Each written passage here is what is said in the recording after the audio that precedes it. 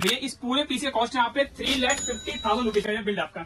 इसमें सारे कंप्यूटर वैसे लगे जो आपके हाई एंड लगते हैं। 790 का मैक्सिमस यहाँ पे आसूस का सबसे टॉप मोस्ट आपके मदरबोर्ड लगाया हमने यहाँ पे 14900 के आपका ये अनलॉक वाला प्रोसेसर है।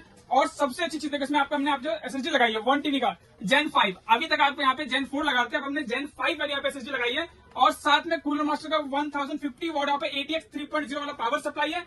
यहाँ पे कूलर मास्टर का लिक्विड कूलर मिलता है 4080 16 GB का ग्राफिक कार्ड। और केस की क्या ही बात करोगे आप यहाँ पे HF700 कूलर मास्टर सबसे टॉप मोस्ट कैबिनेट आपके रहने वाला है।